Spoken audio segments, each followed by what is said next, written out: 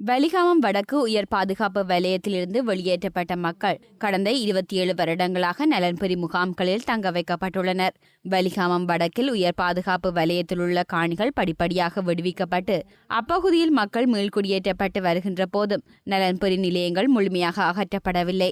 குறிப்பாக பலாலி, மயிலட்டி, காங்கேசன்துறை போன்ற பகுதிகள் இன்னமும் உயர் பாதுகாப்பு வலயத்தில் இருந்து விடுவிக்கப்படாத நிலையில் மக்கள் இன்னமும் நலன்புரி நிலையங்களில் தங்கியுள்ளனர். இவ்வாறு இடம்பெயர்ந்த மக்கள் தங்க வைக்கப்பட்டுள்ள நலன்புரி நிலையங்கள் தனியாருடைய காணிகளில் அமைந்துள்ளது.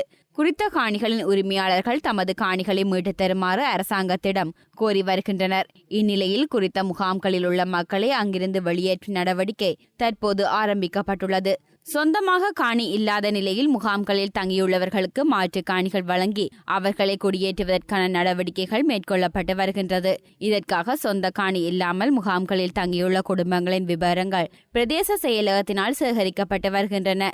விபரங்கள் சேகரிப்பு நடவடிக்கைகளின் போது யாழ் மாவட்ட செயலகம் மற்றும் தெல்லிப்பளை பிரதேச செயலக உத்தியோகஸ்தர்கள் ஈடுபட்டு வருகின்றனர். எனினும் பலாலி, மயிலட்டி பகுதிகளில் உள்ள தமது சொந்த காணிகளை தவிர வேறு காணிகளில் தாம் குடியேற மாட்டோம் என்று நலன்புரி நிலையங்களில் தங்கியுள்ள வலிகாமம் வடக்கு மக்கள் திட்டவட்டமாக தெரிவித்துள்ளனர்.